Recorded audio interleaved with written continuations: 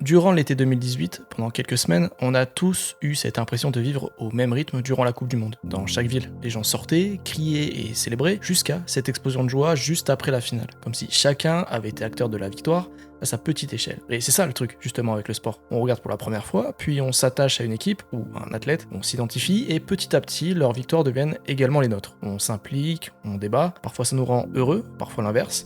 Plus souvent, l'inverse. Ah, ça fait 40 ans bientôt que je supporte mon club, mais c'est lamentable de montrer ça. J'en ai marre de ce nul. C'est pas possible. Je vais partir en couille, je vous préviens tout de suite, je vais partir en couille. Bref, sans qu'on s'en rende forcément compte, ça fait partie de nous. Et l'histoire que j'ai envie de vous raconter aujourd'hui, c'est exactement ça. À une plus petite échelle, celle d'une ville, Amiens. C'est pas la plus glamour, je sais, j'ai même envie de vous prévenir que la phrase que je m'apprête à vous dire ne vend vraiment pas du rêve, j'en ai bien conscience. Mais faites-moi confiance. Aujourd'hui, on va parler de ce qui est certainement le multiplex le plus chaotique de l'histoire, de la Ligue 2. Ouais, je vous avais prévenu, mais les plus grandes histoires peuvent aussi se cacher là où on les attend pas, et celle-ci, croyez-moi, personne ne l'attendait, même pas moi qui étais présent dans les tribunes à Reims pour supporter l'équipe de ma ville. L'enjeu était simple, une victoire et Amiens accède à la Ligue 1 pour la première fois de son histoire. Un nul et tout s'effondre une fois de plus. Ce qui faisait tout le sel de ce multiplex, c'est qu'il y avait en tout 6 équipes pouvant prétendre à la montée. Ça a donné énormément de rebondissements. Et le but pour le Racing Club de Lens d'abord. Lens est leader provisoire du championnat de France de Ligue 1. Aboubacar Kamara. C'est peut-être un but historique, 1-0 pour Amiens. Amiens reprend la place de leader. Strasbourg n'est plus dans les 2 places qui permettent d'accéder à la Ligue 1. À la 95e minute, Amiens est 6e. Autant vous dire qu'on était pas mal à avoir complètement arrêté d'y croire. Mais c'était très mal connaître cette équipe, et justement, c'est ça que j'ai envie de vous raconter aujourd'hui. Je vous propose qu'on retrace ensemble l'histoire inattendue de la première montée d'Amiens en Ligue 1, une équipe qui avait été traitée de chèvre tout droit destinée à l'abattoir, et je vais même pouvoir vous la raconter de mon point de vue, parce qu'à l'époque, j'ai tout suivi. Donc installez-vous confortablement, puisque pour que je vous le raconte du mieux possible, on va carrément remonter jusqu'au début des années 2000. C'est pas fini, la remise instantanée vers le point de pénalty, ballon qui traîne sur Bongo qui est fort.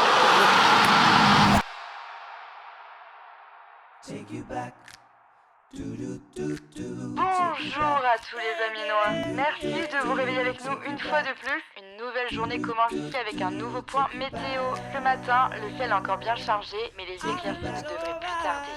Les températures, quant à elles, restent fraîches, mais ne vous inquiétez pas, les prochains jours s'annoncent plus doux.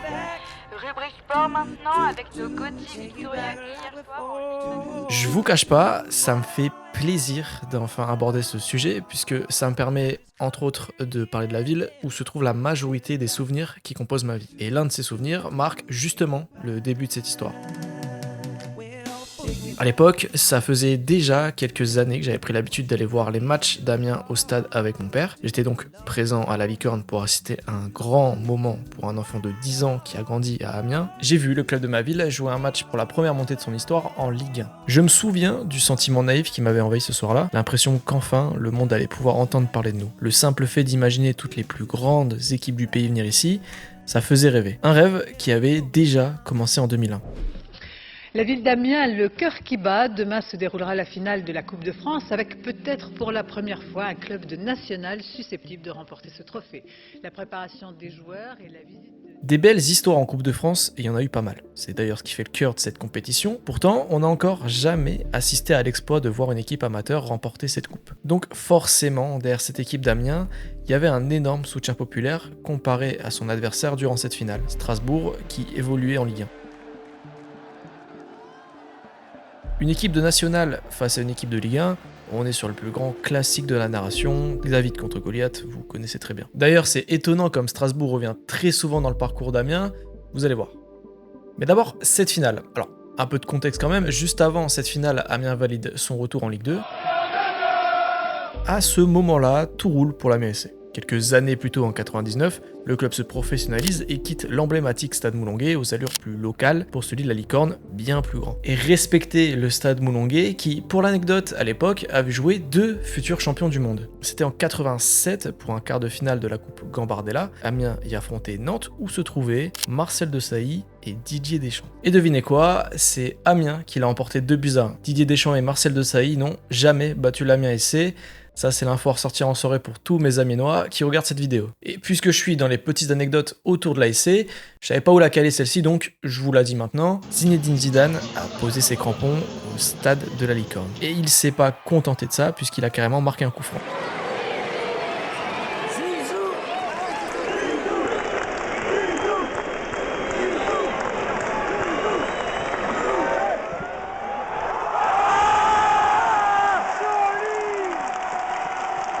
C'est une info qui ne sert à rien, je sais, mais j'ai l'archive donc je tenais absolument à la placer quelque part. Voici maintenant la coupe remise par monsieur Gilles de Robien, le député maire d'Amiens. La coupe du trophée des champions au capitaine Michael Landreau. Bon, je disais, en 99, Amiens déménage au stade de la Licorne, qui est inauguré avec de très beaux événements comme le trophée des champions qui a vu s'opposer Bordeaux et Nantes. Plus étonnant, en 2001, il y a même une immense star de la chanson française qui est venue mettre le feu à la Licorne. Un grand stade pour de grandes émotions. Hervé a donc mis son habit de fête, mais bientôt, il se fondra dans la foule, tout acquise à genoux.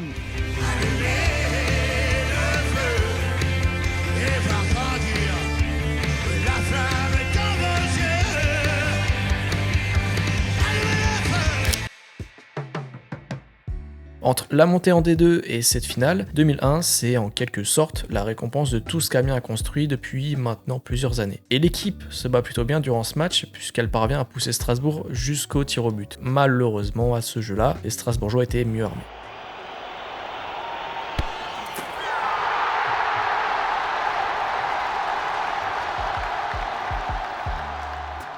Certes, c'est une défaite, mais Amiens gagne beaucoup. Le club grossit et gagne en crédibilité comparé aux années Moulonguet. D'ailleurs, je crois que c'est à partir de là que mon père nous prend l'abonnement et qu'on assiste à chaque match à domicile. Honnêtement, je pense que le truc que je me souviens le plus, c'était le froid au stade. Qu'est-ce que j'avais froid!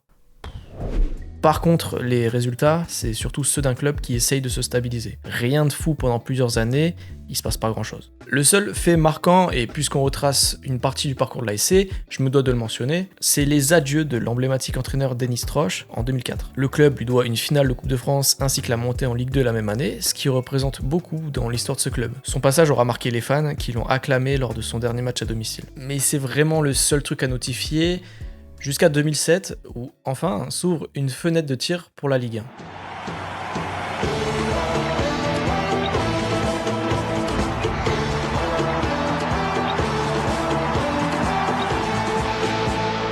Le 25 mai 2007 a lieu le multiplex de la Ligue 2. Si jamais vous ne savez pas en quoi consiste un multiplex, c'est très simple. Il s'agit de la dernière journée de championnat durant laquelle chaque match se joue en même temps. Amiens affronte Le Havre dans un match où l'enjeu est très simple, il faut absolument gagner. Le seul souci, c'est que le destin d'Amiens est dans les mains d'un autre club, le Stade Malherbe de Caen. Peu importe le scénario en faveur d'Amiens, si Caen l'emporte de son côté, c'est mort dans tous les cas. Il fallait donc suivre les scores des deux matchs en même temps.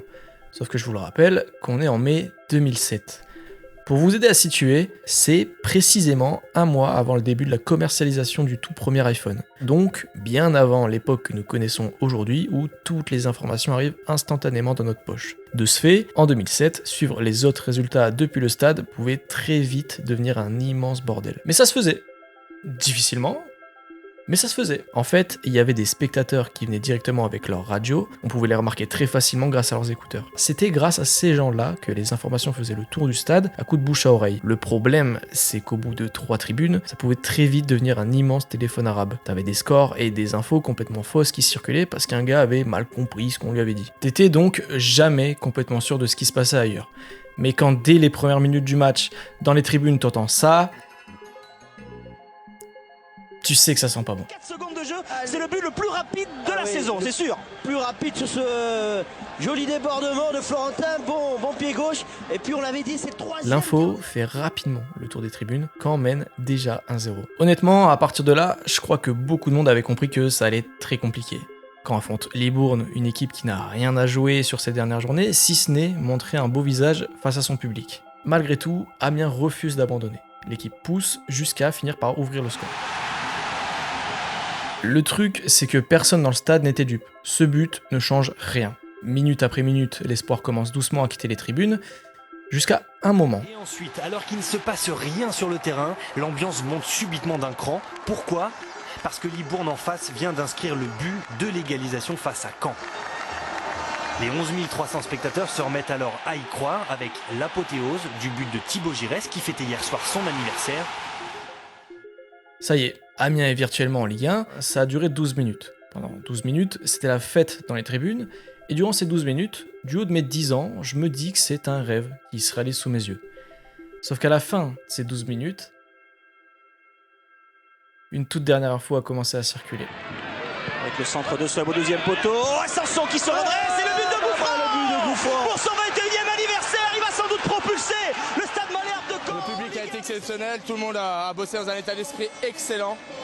C'est dommage. Un peu déception, mais voilà, on va vite passer au-dessus de ça et essayer de faire la fête. On a fait une saison exceptionnelle. Tout ce qu'on a vécu ensemble sont des moments très très forts et des moments très riches sur le plan humain.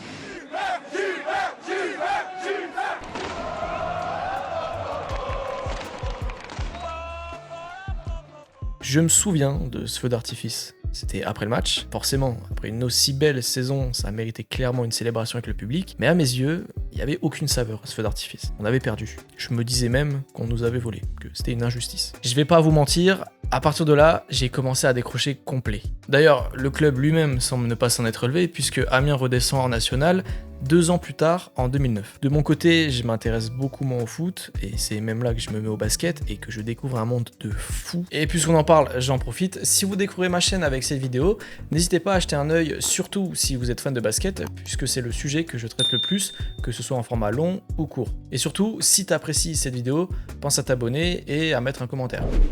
Presque 10 ans après cette désillusion, je n'ai toujours pas digéré cette non-montée de 2007. Entre ça et mes nouveaux centres d'intérêt, je ne sais même plus vraiment ce qui s'est passé du côté de l'Amiens SC pendant toute cette période. Et honnêtement, je ne cherchais même pas à le savoir. Pourtant, en 2016, je reçois un message d'un ami qui me propose d'aller voir un match de l'ASC.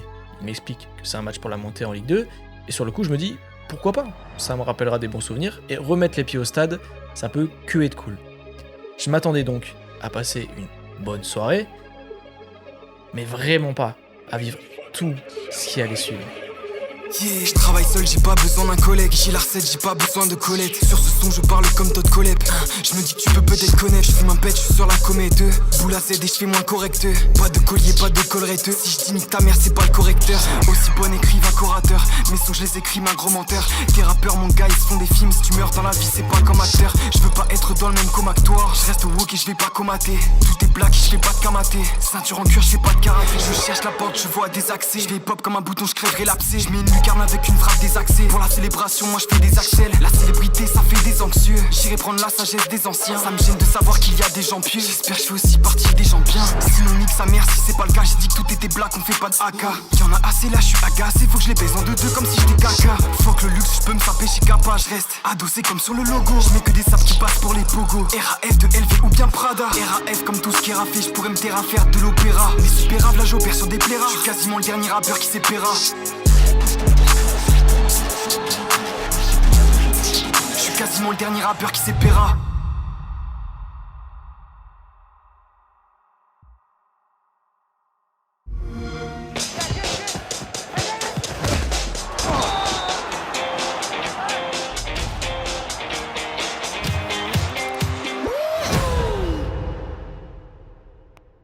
On va pouvoir rejouer avec Amiens sur FIFA. C'est littéralement la première chose à laquelle j'ai pensé au coup de sifflet final. D'ailleurs, je suis sûr que je suis pas le seul à m'être envoyé une petite carrière manager avec le club. Alors ça donne, oh là là, l'occasion. Et ça fait but. C'est dévié par le poteau, mais ça termine dedans.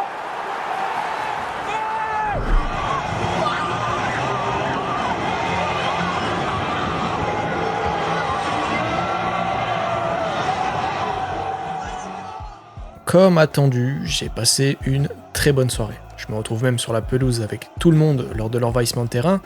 Ouais, là je ne sais pas où, mais je suis quelque part sur cette image. C'est une réussite totale et rapide pour ce nouveau projet avec cette montée en Ligue 2. Et si vous voulez tout savoir, cette réussite, Amiens la doit en partie au malheur d'un autre club. C'est un peu une sorte de dommage collatéral, mais positif. cette partie de l'histoire se situe bien loin en France, à plus de 800 km d'ici, dans un village de 600 habitants nommé Luznac. Promu en Ligue 2 alors que c'est un tout petit village. Luznac, on va voir d'abord les images de Kevin Michel et de nos équipes sur place qui ont suivi cette promotion en Ligue 2 à 5 journées de la fin du championnat national. C'est dans l'Ariège, Luznac, un petit village de 650 habitants, le budget 2,5 millions d'euros, donc ce n'est rien du tout. On est en 2014 quand Luznac, un club dirigé par un certain Fabien Barthez, obtient son ticket pour la Ligue 2. Une histoire dingue puisque, comme je vous l'ai dit, on parle d'un village de seulement 600 habitants à l'époque. L'histoire est belle, seulement le problème c'est que Luznac, c'est pas du tout un club construit pour le football professionnel. Pour vous résumer le plus simplement, en Ligue 2, il est exigé pour chaque club de jouer dans un stade pouvant accueillir au minimum 12 000 spectateurs. Ce qui pose alors deux problèmes. D'abord, le terrain de Luznac n'est pas assez grand pour respecter cette première condition. Ensuite, pour trouver 12 000 spectateurs chaque week-end à Luznac, qui n'est habité que par 600 personnes,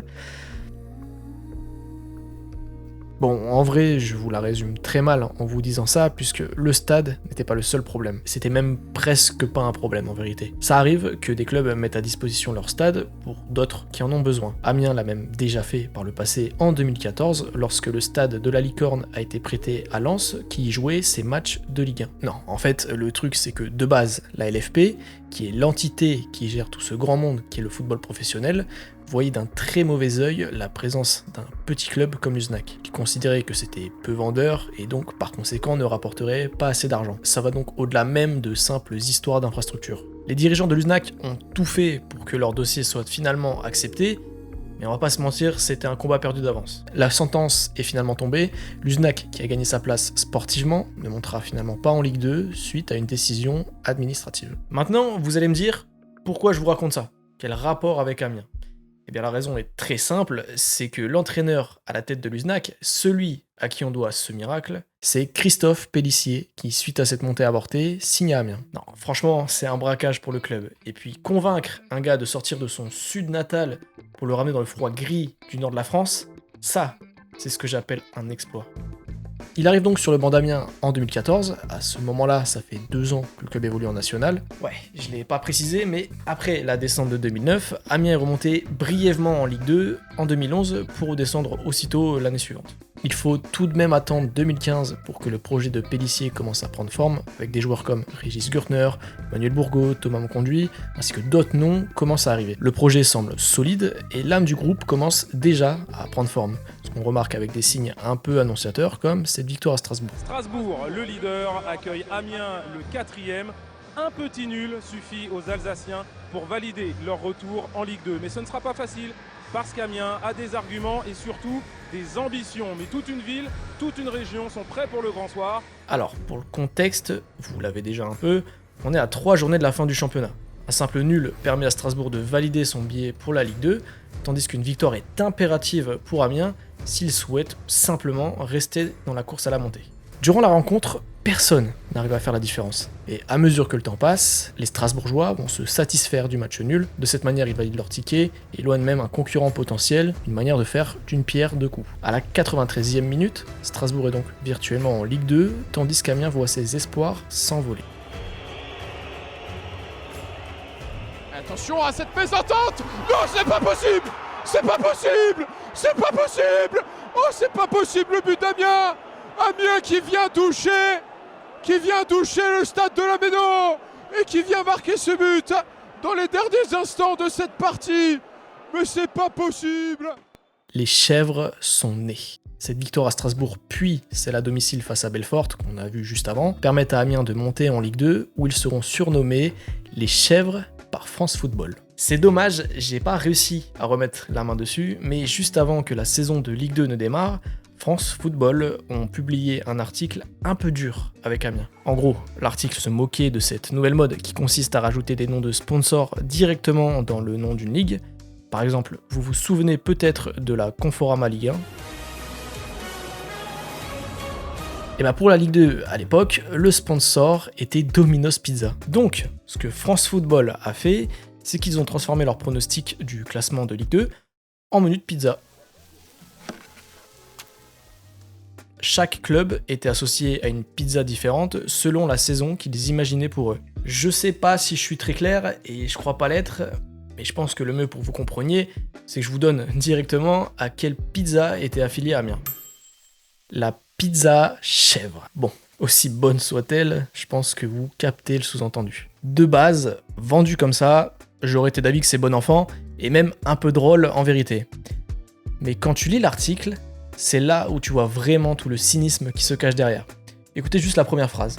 On imagine déjà le papier accroché au mur du vestiaire pour motiver les troupes et prouver que les méchants journalistes avaient tort. Mesdames et messieurs, bonjour et bienvenue en cette belle après-midi à Bollaert avec cette affiche qui respire le nord de la France. Le Racing Club de Lens reçoit un promu, l'Amiens SC, pour qui ça s'annonce compliqué ici.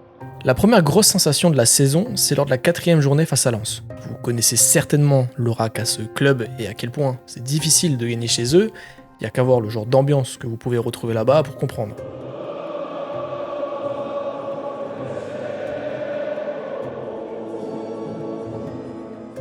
C'est intimidant pour un petit club comme Amiens de se déplacer à Bollaert, faut le dire. Et en effet, l'équipe va souffrir durant le match. Pendant toute la rencontre, c'est les Lensois qui dominent. Pourtant, ce n'est pas eux qui feront la différence, mais bien Amiens. Pourquoi pas faire la différence sur ce corner bien tiré, l'arrêt du gardien, mais c'est le but. Formidable, Tinan super bien placé pour cette reprise et permet à Amiens de prendre l'avantage. Honnêtement, c'était inattendu. L'équipe fait un super début de saison et enchaîne même 4 victoires consécutives. Lors de la 6e journée, ils battent même leur confrère Chèvre, Tours, et se placent à la première place du classement.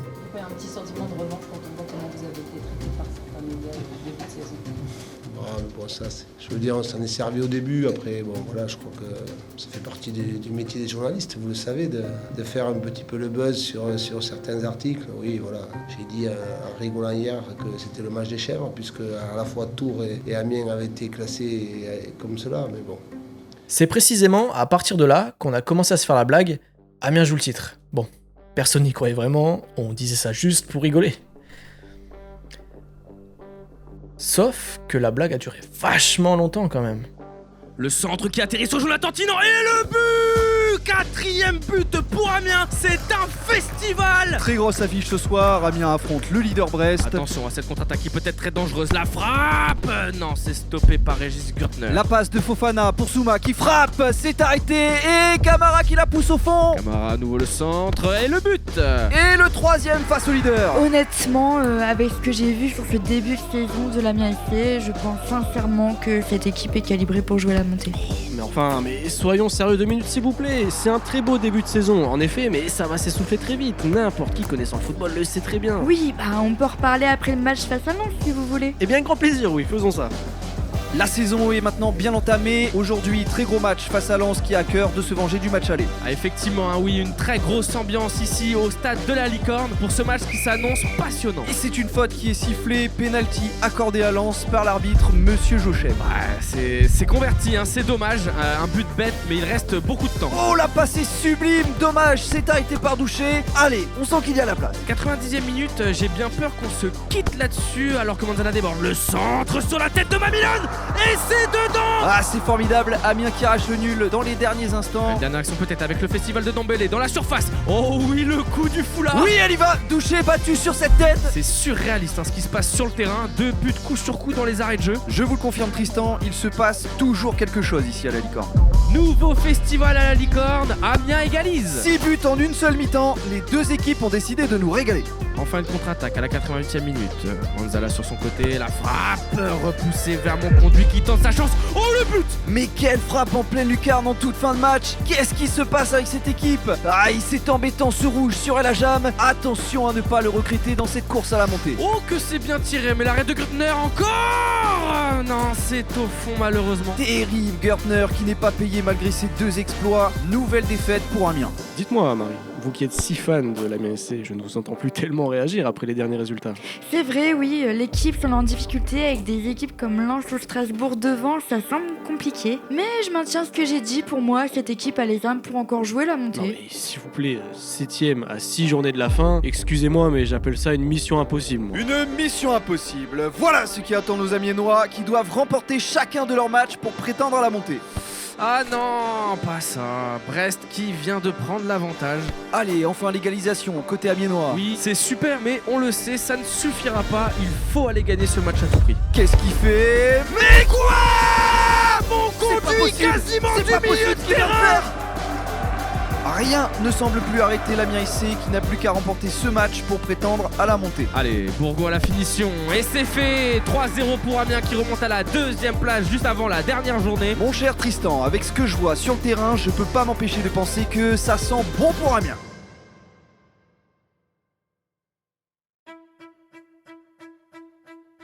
J'allais vous dire que la fin de saison était incroyable et effectivement elle l'était, mais c'est à l'image de cette équipe. Il y a un truc qui se dégage de ce groupe et qui se traduit par un seul mot, la résilience. Dans les moments cruciaux, il se passe toujours quelque chose, une petite flamme qui prend, et la fin de saison le démontre parfaitement. L'équipe était dos au mur juste avant d'enchaîner 5 victoires en autant de matchs, ce qui leur permet d'aborder la dernière journée en étant 2e, ce qui est une position très confortable. Et c'est certainement pas parce qu'ils étaient les plus forts, tout l'inverse même, puisqu'on est sur le 15e budget de la ligue. Non, ils gagnaient parce qu'ils continuaient d'y croire, à chaque fois, contrairement à moi. J'avais pas envie d'aller à ce dernier match. Alors, j'avais acheté ma place, d'ailleurs regardez, j'ai préparé mon coup puisque je l'ai toujours en souvenir.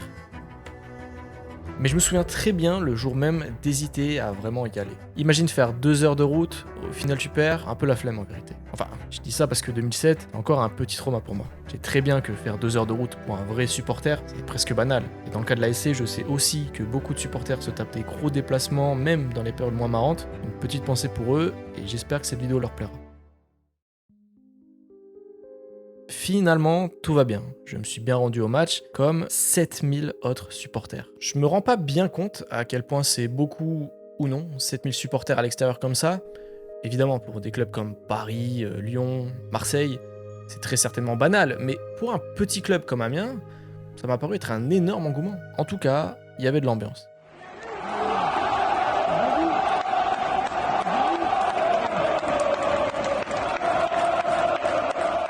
Parlons maintenant un peu des enjeux cette dernière journée. 6 équipes sont au coude à coude pour la montée. Parmi elles, encore Strasbourg. Je vous avais dit que les deux clubs ont été souvent liés ces dernières années. Bon, par contre, on va pas non plus s'amuser à étaler tous les scénarios possibles, on va se concentrer uniquement sur Amiens puisque contrairement à 2007, cette fois, le club a les cartes en main. Une victoire et il n'y aura aucun calcul à faire. Ce qui est dingue, c'est que je n'ai pas le moindre souvenir du match. Je crois me rappeler à peu près qu'Amiens domine et se procure pas mal d'occasions, contrairement à Reims qui, de mémoire, permet plutôt le jeu. Un début un peu frustrant, d'autant que très tôt dans la rencontre, l'histoire se répète avec une mauvaise nouvelle qui tombe dès les premières minutes. Et ouverture du score Racing Club de Lens. Kermit Erasmus qui marque le premier but de la soirée ici à Bollaert. Mais heureusement pas de panique, la réponse d'Amiens est immédiate. Aboubacar Kamara, le buteur. Petite faute de main, peut-être une grosse de Johan Carasso, une frappe au premier poteau, mais on s'en fiche, c'est peut-être un but historique, 1-0 pour Amiens. La frappe est dégueulasse, mais quel bonheur. C'est sur ça qu'Amiens passe premier, et au vu de ce que propose Reims depuis le début, là on est plutôt rassuré. En tout cas à ce moment-là, le cœur est léger. Les infos fusent depuis le début du multiplex, puisqu'on apprend que Strasbourg ouvre le score de son côté, ils reprennent la première place, et je vous spoil direct, ils vont dérouler tout le match. Non, clairement cette place, elle était à eux. Bravo Strasbourg. De toute façon, ce qui compte, c'est cette foutue 2e place. Il y a une équipe pour qui ça se passe très mal en revanche, c'est 3 qui sont menés 2-0 grâce à cette longue frappe. Et voilà donc le classement à la mi-temps, ce qui me rappelle que je vous ai même pas mentionné un truc, c'est que Reims, c'est pas non plus les petits rigolos du coin. Ils n'ont rien à jouer, certes, mais en étant 7e, ce sont les premiers de ceux qu'on va appeler les autres, c'est-à-dire ceux qui ne jouent pas la montée ce soir. Et par ailleurs, c'est aussi eux qui ont le plus gros budget de la ligue, tout l'opposé d'Amiens. Ce qui fait que c'est peut-être bien les plus relous sur qui tomber pour cette dernière journée. Et ils vont le montrer dès le retour des vestiaires. Les Amiénois ont craqué. Ouais, ils ont craqué, un but du tibia sans doute, à la retombée du deuxième ballon, vous allez le voir, du genou, enfin, je sais pas de quelle surface, mais ça va au fond, en tout cas, c'est dur. Un but du genou, sérieux ? On se prend vraiment une clim sur un but du genou. Et là, ça complique pas mal les choses. Mettez-vous à la place de Reims. Si ton adversaire te bat ce soir, il accède à la Ligue 1. Sur ton terrain. Genre, ils vont faire la fête chez toi. Évidemment que tu vas tout donner pour ne pas que ça arrive. C'est logique. Et pour empêcher ça, ils n'ont qu'une chose à faire, ne pas perdre. Même un nul suffit. C'est encore plus simple. Il va juste falloir s'accrocher en défense. Et ces salopards savaient très bien défendre, puisqu'ils étaient la 2e meilleure défense du championnat. Le temps s'écoule très vite. Des 6 équipes prétendantes à la montée, tout le monde gagne, même 3 qui étaient menées 2-0 remontent à 3-2. Il n'y a que Amiens qui est tenu en échec. C'est exactement ce que j'avais pressenti le matin même. C'était trop beau. Évidemment qu'on va pas gagner. Les autres matchs commencent à se terminer, ça fait déjà la fête à Strasbourg, qui sont champions. Ceux qui s'en sortent le mieux, c'est Lens, qui de base n'était même pas sur le podium. Le match est terminé de leur côté et ils savent que Reims tient Amiens en échec alors que le match en est à sa 95e minute. Bollaert devient littéralement une cocotte minute prête à exploser à l'annonce de la fin du match. Amiens est donc maintenant 6e. Je me souviens être assis au fond de mon siège, la tête entre les mains, dépité. À ce moment-là, j'y crois plus. Reims fait que dégager le ballon, c'est un cauchemar. Et je sais que je suis un chouineur, footix, ce que vous voulez. La vérité, pour être honnête, c'est même que je n'y ai jamais vraiment cru à cette montée. Ou plutôt, je voulais pas y croire par peur d'être déçu. Amiens joue la montée, c'était resté une blague pour moi. J'ai suivi cette équipe durant toute une saison, sans même remarquer un truc, elle n'a jamais lâché. 83e minute, Pélissier fait un changement. Il sort l'un des joueurs qu'il a le plus utilisé durant la saison, Richard Souma. À sa place, rentre Emmanuel Bourgault. Un changement purement anodin vu comme ça, et il l'est. Mais c'est ce changement totalement anodin qui va tout bouleverser. Dernière minute, Amiens obtient un coup franc. C'est la dernière action du match, Reims n'a plus qu'à défendre cette petite action pour réussir sa soirée. On est à un point où même le gardien, Régis Gürtner, monte jouer l'action. Nouvelle montée de Gürtner. Imaginez le Strasbourgeois Gürtner qui marque, ça serait complètement fou. C'était intenable dans les tribunes. Si le ballon ne rentre pas maintenant, c'est mort. J'osais même pas regarder. Puis finalement, je relève la tête. Et là, je vois le coup franc de Monconduit partir. Monconduit. Le deuxième poteau, c'est pas fini. La remise instantanée vers le point de pénalty. Ballon qui traîne sur Bourgault qui frappe. Qui marque. Et c'est fou. C'est fou. Et c'est fini. Amiens est en Ligue 1.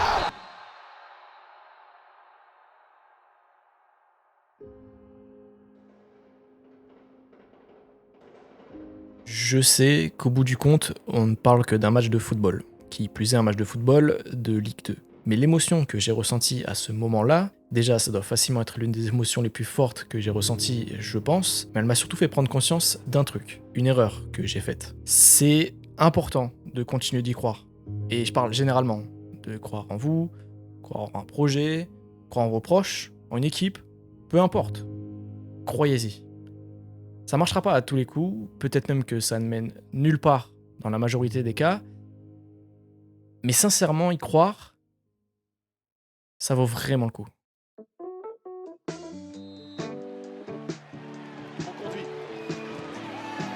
deuxième poteau, c'est pas fini, la remise instantanée vers le point de pénalty, ballon qui traîne sur Bourgault qui frappe. Qui marque. Et c'est fou. C'est fou. Les conséquences au classement, elles sont très importantes. C'est fini. C'est terminé, vous le confirmez Jérôme, victoire d'Amiens. Strasbourg est en Ligue 1, Amiens est en Ligue 1 également pour la première fois de son histoire. Oh, j'ai aucun lien avec Amiens, mais alors que d'émotion, qu'est-ce que c'est beau. Bravo à tous les Amiénois, je peux vous dire que ça fait la fête partout ici dans le stade. C'est incroyable ce qui vient de se passer, vous l'avez fait. C'est exceptionnel, marqué à la dernière seconde, c'est fabuleux. Faut rappeler qu'on est 17ème budget et qu'on monte ce soir en Ligue 1 et tout le monde a fait les efforts. Vous avez envahi la pelouse, vous êtes question. Je sais plus là on a déconnecté le cerveau. Franchement, ça arrive à la dernière minute, au meilleur moment, voilà. Dès qu'on marque, il siffle la fin du match, c'est magnifique. Incroyable, comme toute la saison, incroyable. Merci pour tous les supporters qui ont fait le déplacement. Je les remercie. À la dernière seconde, c'est le Strasbourg de l'année dernière, mais là c'est pour monter en Ligue 1. Je vis des moments exceptionnels. On va savourer tout ça, c'est exceptionnel. I only watch it for the weather.